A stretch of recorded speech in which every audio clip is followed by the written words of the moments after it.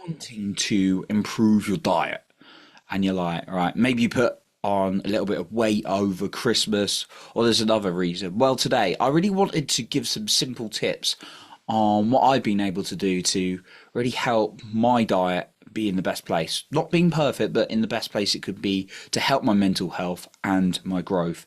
As a result, I'm going to talk about the connection on those. So, got 3 ways for you today, and if you stay until the very end, I'm going to give you an extra way as well. Now, what I've been doing recently is really, in the last 6 months, getting super self-aware. Like I've been writing down loads and loads of things, like noticing certain patterns of things I do and then certain results I'm getting. And that's what I believe. Self-awareness is absolutely key, and everyone's different, and it's about actually looking what's happening in your life and what's showing up in your life. That's what I found anyway, and I've kind of collated a lot of my learnings, and I always write down what I learn in a day, and I'm always like interested on factors. And one of the key things I realized on mental health, absolutely critical and underestimated, was my diet. Wow, right? Even when I've been had like gaps off alcohol and I was still eating sugar and processed food, right? I noticed there's an impact on my mood because like the sugar and those substances can really impact you, right? Now, I'm not going to say I eat clean or perfect all the time, because I certainly, have my moments like over Christmas and those things like that. I'm going to treat myself. But when I know I need to be productive or really be on the ball with something, I know I got to have my diet in order, because I'm not just thinking physically. I'm not so bothered about putting on a few pounds. I know some people are, because I know I can lose it very quickly and get in shape very quickly. I've got the formula, and I've done it many times. It's more the mental impact food has on me. Like I felt like I'll be really honest with you, I felt really down and like depressed and in dark moments, in times when I've had an excessive amount of alcohol or just eating really bad and sugary, and then had high anxiety the next day. All right. And I study brain health as well. I've done a little course from Dr. Aben and learned from him, who's a world expert on like brain health. He talks about all the things that change the shape of our brain.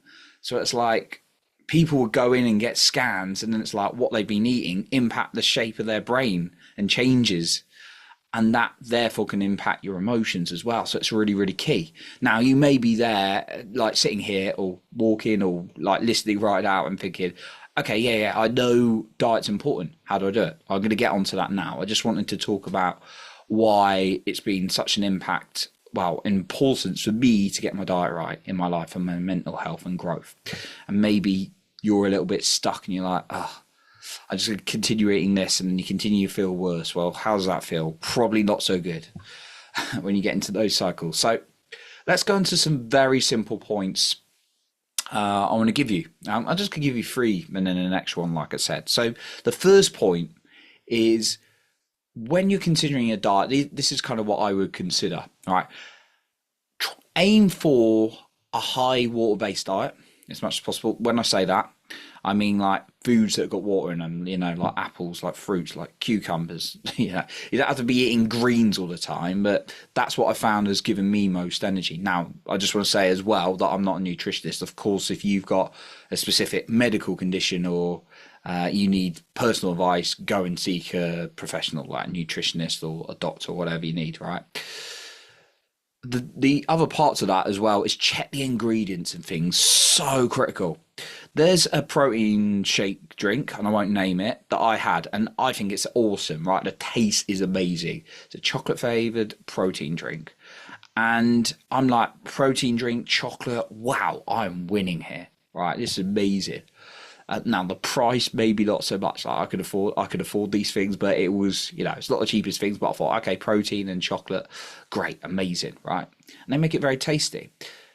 Do you know what I noticed though? Every time I'd have it, like I'd have real crashes and then bits of anxiety and mood fluctuations after I had it. And then I started looking at the ingredients on the back, and I was like, wow. And I talked to someone who's really like a nutrition coach, and I was telling him he said, show me the ingredients on the back. So I got a photo and sent it to him, and he's like, yeah, it's got that and that in it.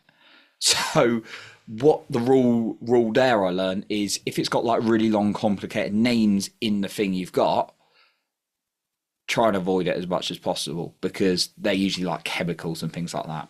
So just paying attention to trying to get more natural foods, especially high water diets, and checking the ingredients and things all the time is really, really helpful. That's created a lot of awareness to me. The second thing is set your rules and guidelines and adapt them when needed. And what do I mean by that? So set your rules for what you're allowed to have and not, and don't make it too strict on yourself at the same time, right? If you make it too strict, suddenly you're eating all this junk food, like maybe over Christmas and all these things, and then you're like, right, I'm going to eat clean. I'm going to eat salads every day, and that's all I'm going to eat. Is that realistic? That's a big challenge I personally perceive to be wrong with New Year's resolutions. It's like going from one extreme to the other, and that's not sustainable. That's not a plan. That's not a transitional type of habitual behavioral change, right? It's too extreme, and then it's like, how are you going to resist this? And then your cravings come in, all these kind of things. So set yourself some rules. So it's like, all right, I'm gonna aim for rules to win. I'm gonna aim for like having a glass of water when I wake up, one before I go to bed. I'm going to avoid sugar before this time, and I'm going to limit myself to this amount of sugar on that day. And then on that day, maybe I'm allowed an extra treat, right? Set yourself up with like healthy rules, but not like perfect like an angel or anything like that, but rules to win. And then adapt them as you go. If you're like, this is really, really a challenging one, I might need to make it a bit lighter. That's okay. Just don't change it on that day. If you set yourself a really difficult rule, keep your word to yourself for that day and continue what you said you're going to do, because that's going to build confidence. But then change it the next day. Say, oh, actually, I'm going to do that. And one thing to kind of be consistent is saying it to an accountability partner or to someone else. That can be really, really key. The third thing I'm going to share with you is set your environment up to win. As human beings, we adapt to our environment or what's around us, right? If you're going to the pub with your friends a few times a week, that's awesome. Great. Okay. If you love that. But if you're like trying to give up drinking, for example, and they all like to drink, maybe a couple of times you're going to last. But as human beings, we like connection. We like adapting. And eventually, I've tried it many times, you usually give in and just adapt to the environment. So try and avoid certain environments. Maybe you go once a week and you're just like, right, you don't take your wallet, or, well, take your wallet probably, but maybe you're like, you declare to everyone, I'm only having soft drinks, right? Or like his one, I had a friend who used to be like, I always snack on crisps. I'm doing really well, but I snack on the crisps in my home. And I shared this one before, and he was a great guy. And when I started giving him guidance, he started losing a lot of weight. And he wasn't even overweight to begin with, but he lost a lot of weight, and it was amazing to hear, because that was his goal. And it's not about losing weight. For me, diet's really about mental health. And then I was like, okay. When he was like, I'm eating all these crisps, I'm like, so you got crisps in your home? He's like, yeah, I just can't avoid temptation. And I was like, why do you keep them in your home? And he's like, well, I might want them as a treat at the weekend, which is cool. But it's like, at the weekend, just go to the shop and get yourself a treat. Right? So if you've got a temptation there, you're going to give in. Like maybe a couple of days, maybe even a week, you can stretch, but that willpower will not last. So set your environment up to win. Now, the final one, I want to kind of really say this has really worked for me. Just every single day, make it very simple. At the end of the day, I do this. Write down your mood and your energy. Like I usually wrap that all in one. So it's like, what's my mood / energy? Because they're usually tied.